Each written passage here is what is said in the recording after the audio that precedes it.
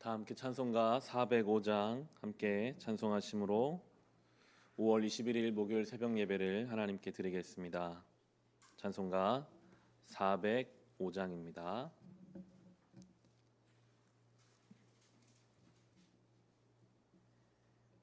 찬송가 405장입니다.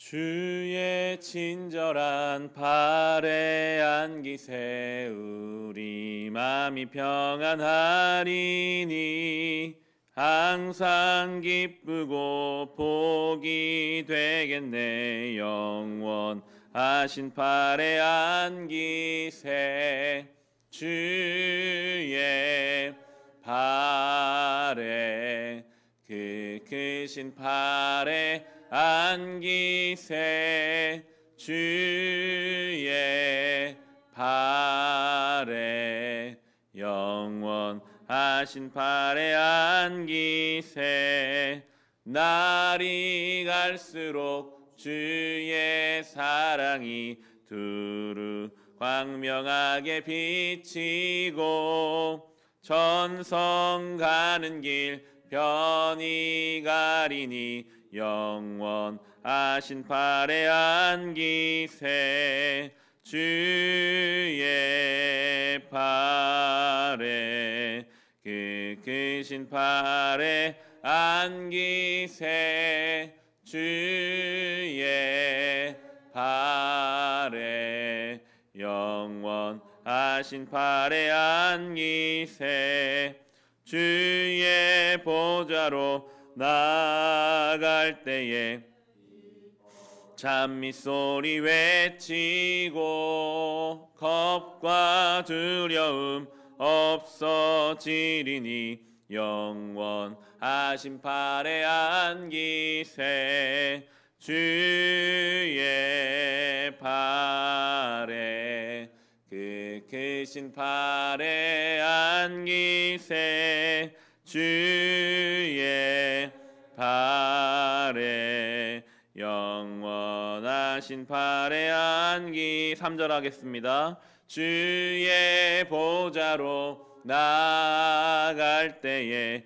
기뻐 찬미 소리 외치고 겁과 두려움 없어지리니 영원하신 발에 안기세 주의 발에 그 크신 발에 안기세 주의 발에 영원하신 발에 안기세. 아멘. 신앙의 중보의 기도하실 때 동역하는 선교지와 구제하는 기관과 아이들을 위해서 함께 기도합시다.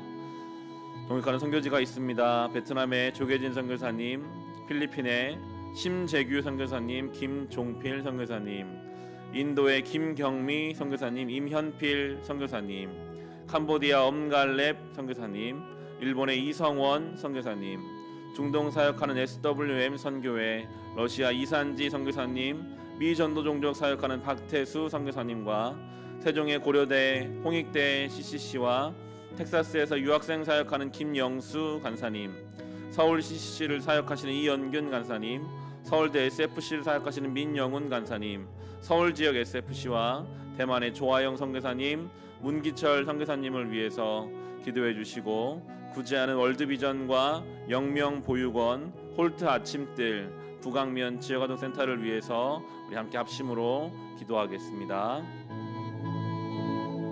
하나님 아버지, 동역하는 선교지가 있습니다. 18곳의 모든 선교지 위에 하나님 은혜 더하여 주십시오. 우리도 베트남에서, 필리핀에서, 인도에서, 캄보디아에서, 일본에서, 저 중동에서, 러시아에서, 미 전도 종족들을 위해서 세종의 고려대, 홍익대에서, 텍사스에서, 서울에서, 서울대에서, 대만에서, 또한 맡겨진 삶의 자리에서 선교 사역을 감당하고 있는 주님의 귀한 사역자들 한 명 한 명, 그 한 가정 한 가정을 주님 돌보아 주시옵소서. 지치지 멈추지 않게 하시고 이 코로나 어려움 가운데 그 가운데 주님 보호하여 주옵소서. 선교지에 잊지 못하여 한국에 들어온 경우도 있고 선교지에서 고립되어 어려움을 겪는 경우들도 많이 있는 상황입니다. 주님, 이 코로나의 모든 어려운 상황이 잘 마무리되게 하시고 선교지에서 두려워하지 아니하고 기쁨으로 선교사역 감당할 수 있도록 하나님 은혜 베풀어 주시옵소서. 이 어려움으로 인하여 선교지의 물질과 기도의 후원이 줄어들지 않게 하시고 기쁨으로 넉넉하게 사역할 수 있도록 하나님 늘 은혜 베풀어 주시옵소서. 돕고 있는 기관과 아이들이 있습니다. 월드비전과 세종의 영명보육원과 홀트 아침들과 주님 우리가 후원하고 있는 북악면의 지역어떤 센터를 위해서 주님 기도하오니 그 아이들과 모든 기관의 종사자들이 하나님의 보호하심 아래 맡겨진 일을 감당하며 주어진 인생을 살아갈 수 있도록 아버지 함께하여 주옵시고 우리 교회에 맡겨주시니 구제와 선교의 사명 온전히 잘 감당하기를 원합니다. 꼭 필요한 선교지와 잘 연결되게 하시고 꼭 필요한 기관과 우리가 연합하여 이 맡겨진 사명 잘 감당케 하여 주옵소서. 더 시대가 어려워지고 상황이 어려워질수록 끝까지 이 일을 감당할 수 있도록 은혜 베풀어 주시옵소서. 하나님의 사랑과 은혜를 구하오니 주여 우리에게 지치지 않는 힘과 그들을 위해 기도할 수 있고 헌신할 수 있는 마음을 더하여 주옵시고 주님이 우리가 어려웠을 때 도우셨고 우리가 고와 같이 버려져 있을 때 우리를 품에 안아주셨기 때문에 지극히 작은 자 하나에게 하는 것이 주님께 하는 것인 줄 믿고 맡겨주시니 구제와 선교의 사명 끝까지 감당하는 우리 교회 되게 하여 주옵소서. 주님 모든 선교사님들 기억하시고 붙들어 인도하여 주시옵소서.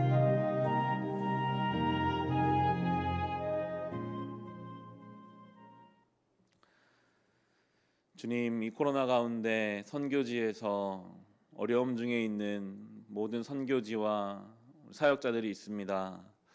지켜 보호하여 주옵소서. 어떠한 전염병도 질병도 시험도 그들을 틈타지 못하도록 선교지에서 복음을 헌신하는 주님의 귀한 사역자들 한 명 한 명 돌보아 주옵소서. 이 코로나의 모든 사태를 잘 마무리되게 하셔서 다시 선교지로 잘 돌아가게 하시고 선교지에서 안전하게 맡겨진 사명 감당케 하여 주옵소서. 경제가 어려워지고 교회의 상황이 어려워질수록 선교지를 향한 여러 가지 물질과 기도의 후원이 줄어들까 두렵습니다. 주님 넉넉하게 맡겨진 사명 감당할 수 있도록 은혜 베풀어 주옵소서. 우리가 후원하는 기관과 아이들이 있습니다. 주님 기억하여 주옵시고 선한 양심으로 맡겨진 일들을 감당하며 주어진 삶을 기쁨으로 살아내게 하여 주옵소서. 우리 교회에게 주신 이 구제와 선교의 사명 끝까지 잘 감당할 수 있도록 은혜 베풀어 주옵소서. 예수님의 이름으로 기도합니다. 아멘. 오늘 주신 말씀 함께 보겠습니다. 신명기 21장입니다. 신명기 21장 15절부터 23절까지의 말씀입니다. 신명기 21장 15절로 마지막 절은 23절의 말씀입니다.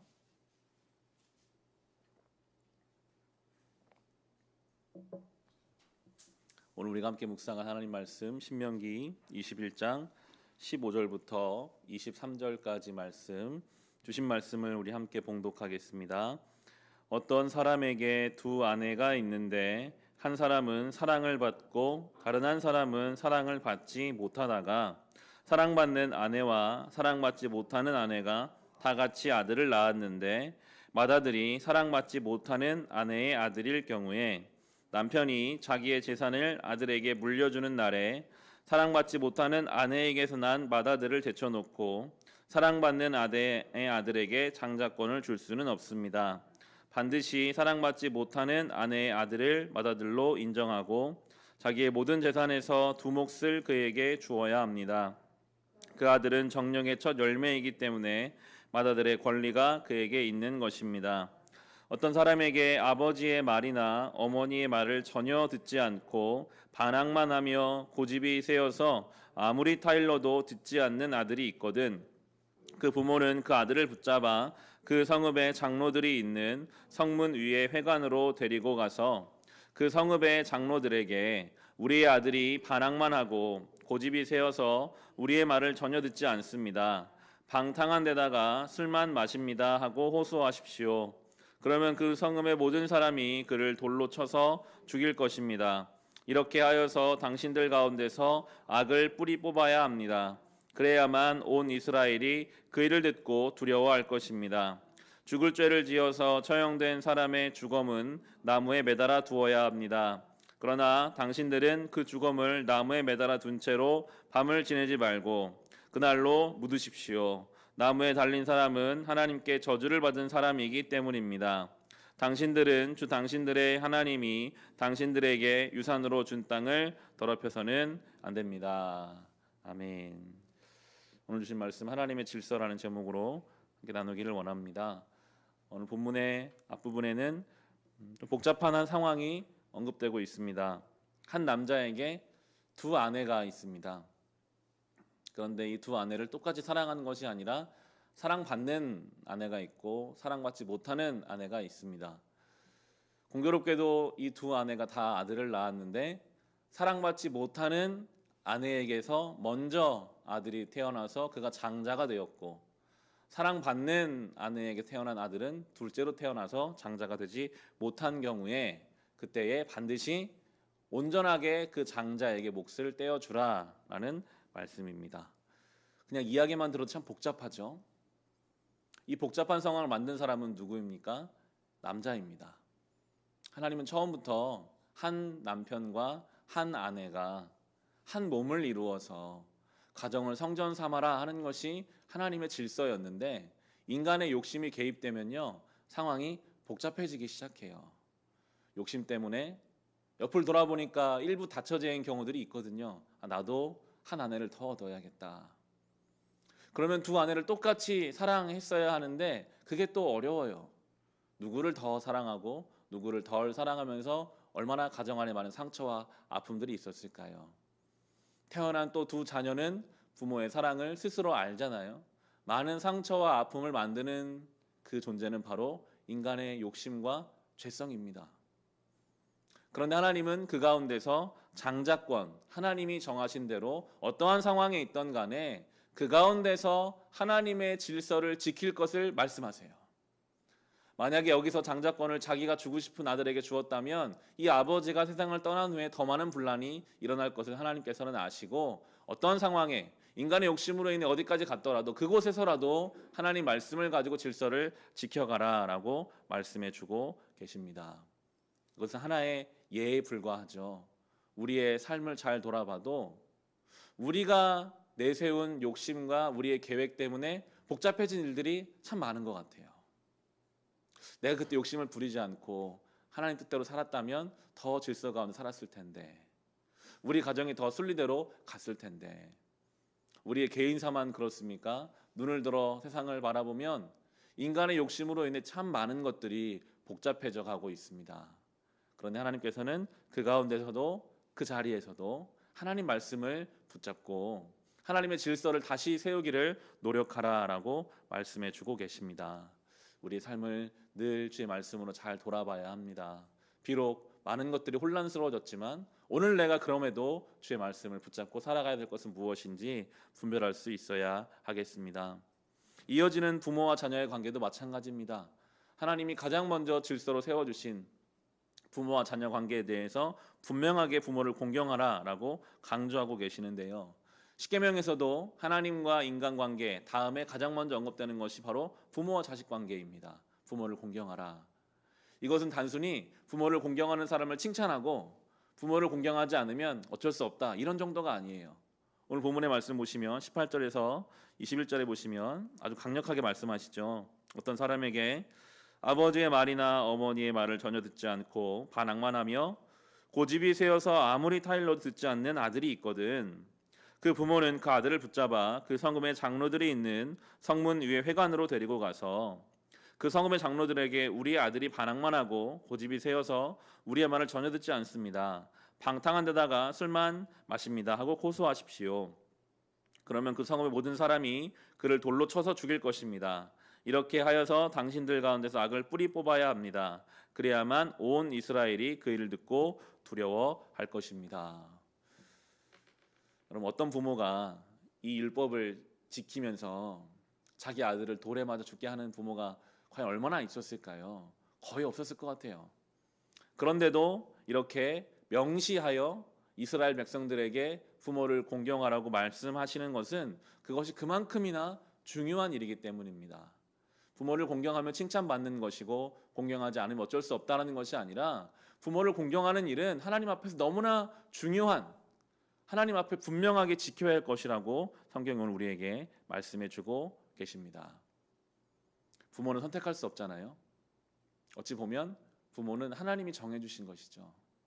태어나 보니 내 부모가 되어 있었어요. 하나님이 정하신 나의 부모를 조건을 달지 말고 내가 할 수 있는 대로 공경하라. 그것이 하나님의 명령인데, 왜냐하면 내 눈에 보이는 내 부모를 공경하지 못하면서 눈에 보이지 않는 하나님을 섬길 수는 없기 때문입니다. 그러한 신앙은 거짓된 신앙이죠. 나에게 사랑하라고 주신 사람들이 있어요.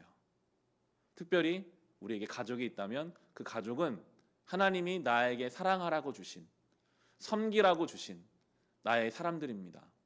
내가 매일 만나는 그 가족을 사랑하지 못하면서 하나님을 사랑한다라고 말할 수 있을까요? 그럴 수 없어요.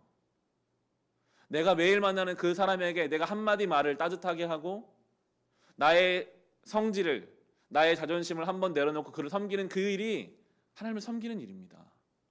크고 대단하고 거창한 일을 하는 것이 아니라, 물론 우리가 선교지를 위해 기도하죠. 저 멀리 아프리카에 있는 아이들 도울 수 있습니다. 그러나 그것보다 훨씬 더 중요한 것은 나에게 사랑하라고 주신 내 가족, 내 배우자, 내 부모, 내 자녀를 정말 하나님을 섬기는 마음으로 섬기는 그것이 우리의 신앙이 되어야 할 것입니다. 그것이 안 되면 다른 것을 할 수는 없는 것이죠. 우리는 그렇게 삶 속에서, 생활 속에서 신앙을 지키며 적용하며 살아가야 합니다. 그리고 마지막으로 나무에 달려 죽는 죽음에 대해서, 그 저주에 대해서 언급합니다. 22절 23절에 보시면 죽을 죄를 지어서 처형된 사람의 주검은 나무에 매달아 두어야 합니다. 그러나 당신들은 그 주검을 나무에 매달아 둔 채로 밤을 지내지 말고 그날로 묻으십시오. 나무에 달린 사람은 하나님께 저주를 받은 사람이기 때문입니다. 당신들은 주 당신들의 하나님이 당신들에게 유산으로 준 땅을 더럽혀서는 안 됩니다. 나무에 매달려 죽은 사람은 하나님께 저주를 받은 사람이다 라고 분명하게 명시하시는데, 예수 그리스도가 나무에 달려 죽으십니다. 예수 그리스도가 하나님의 저주를 뒤집어 쓰십니다. 그분은 저주받을 분이 아니시잖아요. 그런데 그 예수 그리스도가 이 땅에 오셔서 저주를 받으심으로 생명의 시작이 되어 주셨어요. 오늘 본문에 적용해보자면 인간의 욕심으로 인해 모든 질서가 다 흐트러진 이 시대 가운데 예수 그리스도가 오심으로 우리는 이제 그분 안에서 새로운 질서를 얻을 수 있도록 주님이 저주를 받아셔서 그 저주를 복으로 뒤집으셨죠. 예수 안에서 다시 질서가 재편될 수 있고, 예수 안에서 부모조차 제대로 공경하지 못하는 우리 연약한 죄성이 예수 안에서 다시 하나님의 형상으로 바뀌어질 수 있고 새로워질 수 있음을, 저주를 받으심으로 축복의 시작이 되어주신 예수 그리스도가 우리에게 그 길을 열어주신 것입니다. 우리는 우리 부모조차 제대로 공경하지 못하는, 가장 사랑해야 할 내 가족들에게 내 말로, 내 자존심으로 상처를 주는 약간 죄인이지만, 오늘도 그런 우리를 위해 이 땅에 오셔서 저주를 받은 자 되사 생명의 시작이 되신 예수 그리스도를 의지함으로 우리 성도된 삶을 살아갈 것입니다. 우리는 부족하나 그 주님의 은혜를 바라보며 내 욕심으로 흐트러진 질서를 하나님의 질서로 다시 재편하게 하시고 온전케 하실 주님을 기대하며 이 하루를 살아갈 수 있으시기를 주님의 이름으로 축원합니다. 이 시간 주신 말씀으로 함께 기도하실 때, 주님, 우리의 가정과 우리의 인생뿐만 아니라 이 나라 이 민족을 돌아보아도 인간의 욕심으로 많은 질서가 흩어져 있는 이때에 하나님의 질서를 말씀 가운데 찾게 하여 주옵소서. 가장 사랑해야 할 내 가족조차 온전히 사랑하지 못하는 연약한 우리를 위해 예수께서 이 땅에 오셔서 저주를 받은 자 되사 축복의 통로와 생명의 통로가 되어주셨습니다.